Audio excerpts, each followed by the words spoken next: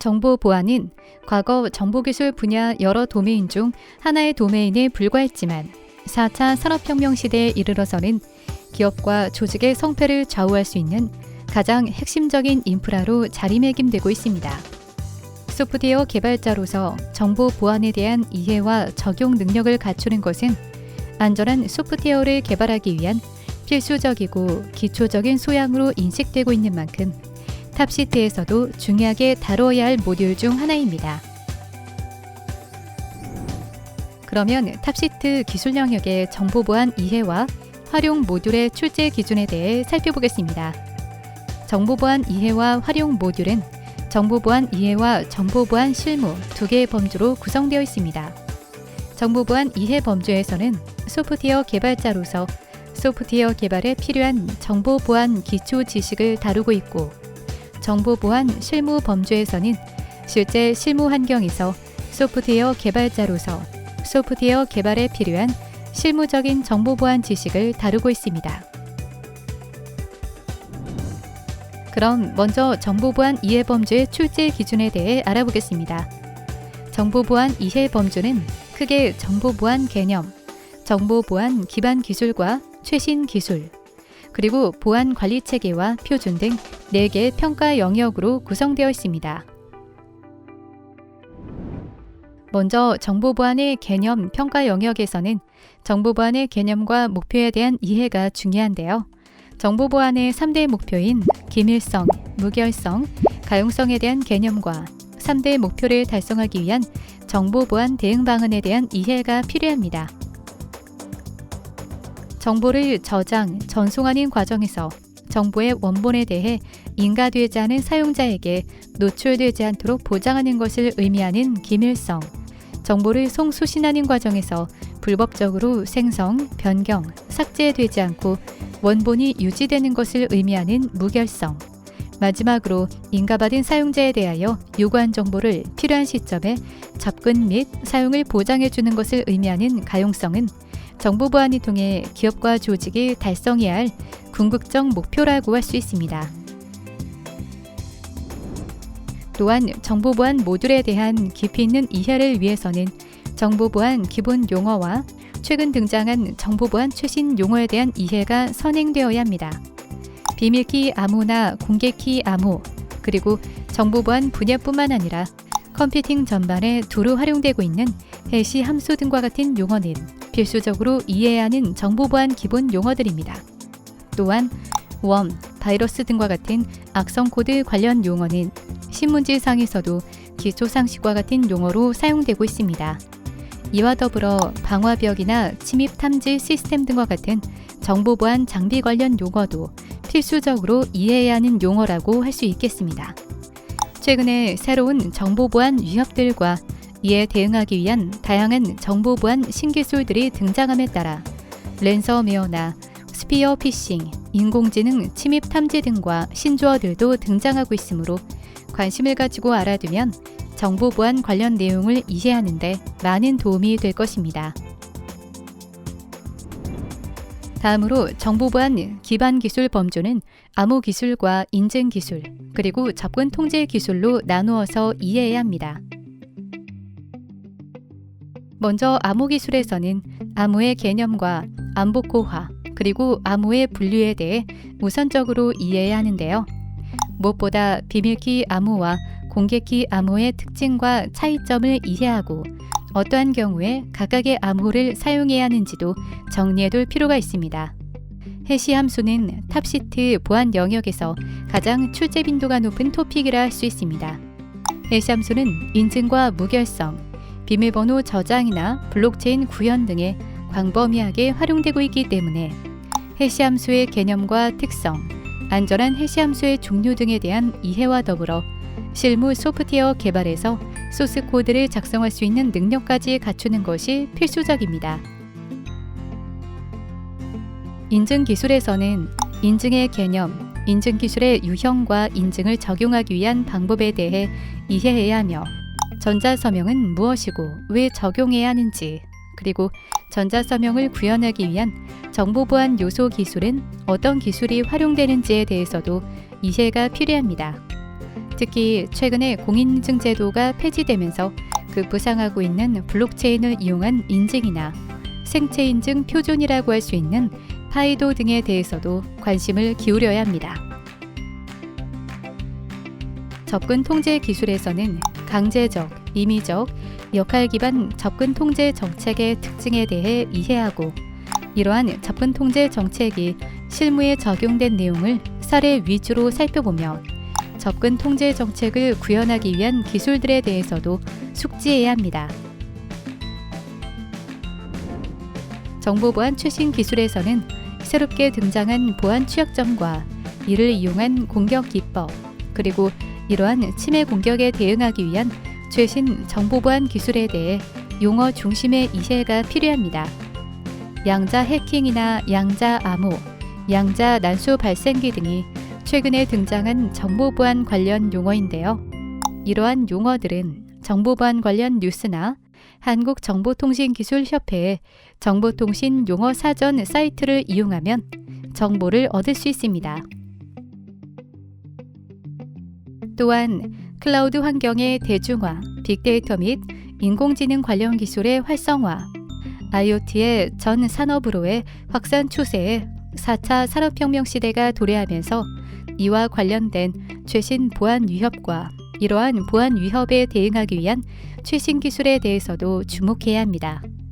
아울러 빅데이터나 인공지능 기술이 다양한 비즈니스 도메인에 활용되면서 정보보안 분야에서도 활용 사례가 증가하고 있으므로 이에 대해서도 관심을 가져야 합니다.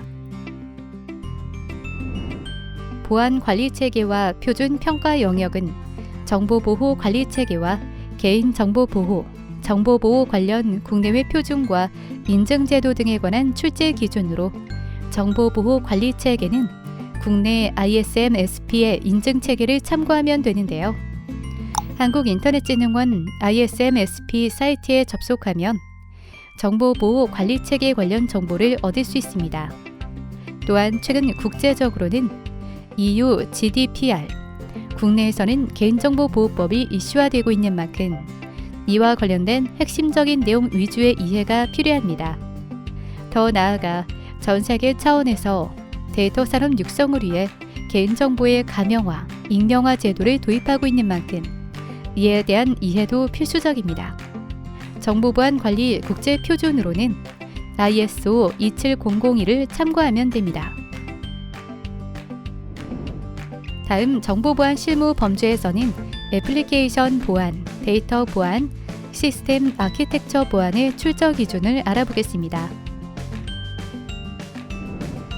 탑시트는 소프트웨어 개발자 관점에서 접근해야 하는 만큼 애플리케이션 보안 영역이 가장 중요하며 실제로 정보보안 모듈의 수행형 문제로 많이 출제된 영역입니다. 애플리케이션 영역을 대표하는 내용은 시큐어 코딩인데요. 사이버 공격의 약 75%가 소프트웨어 자체의 보안 취약점을 악용하는 공격으로 분석되고 있습니다.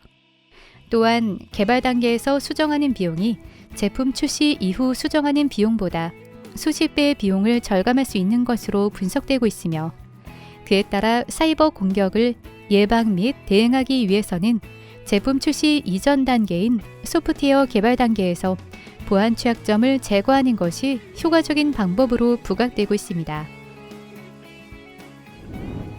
시큐어 코딩은 소프트웨어 개발 단계인 SDLC, 즉 소프트웨어 디벨롭먼트 라이프 사이클에서 보안 약점을 제거함으로써 소프트웨어의 취약점과 해킹의 위험성을 줄여주는 방어적 프로그래밍 기법을 말합니다. 실무 개발 환경에서는 전통적인 SDLC에 시큐어 코딩을 적용한 시큐어 SDLC 절차에 따라 개발이 이루어지기 때문에 시큐어 SDLC의 개념과 각 단계별 개발 수행 내용을 숙지하면 실무 개발 환경에서 개발을 수행하는 데 많은 도움이 될 것입니다. 또한 애플리케이션 취약점 공격으로부터 안전하지 않은 자바나 C 언어 코드의 문제점에 대해 이해하고 이를 개선하여 시큐어 코딩 기법을 적용하는 방법도 소스코드 작성 수종까지 숙지해야 합니다. 아울러 최근 앱이나 모바일 환경에서의 개발이 급증하는 만큼 웹, 모바일 환경에서의 시큐어 코딩 기법을 적용하는 방법 또한 필수적이라 할 수 있겠습니다. 한국인터넷진흥원 기술가이드 사이트를 통해 배포되고 있는 개발 보안 가이드와 시큐어 코딩 가이드로 학습을 진행하면 시큐어 코딩에 대한 체계적인 학습이 가능하니 참고하시기 바랍니다. 데이터베이스는 개인정보로부터 기업의 기밀정보까지 많은 양의 데이터가 집적되어 있어 조직에 있어서는 보호해야 할 중요 자산이며 공격자에 있어서는 핵심 공격 목표가 될 수 있습니다. 따라서 데이터베이스의 다양한 보안 위험 요소에 대해서 파악하고 이러한 보안 위협으로부터 중요한 데이터를 안전하게 보호하기 위한 데이터베이스 접근 통제와 암호화 정책 수립 및 대책 마련이 필요합니다. 또한 데이터베이스 내 저장된 개인정보나 비밀번호 등 중요 정보에 대해 암호화 대상을 선정하고 암호화 기술을 적용하는 능력을 필요로 합니다.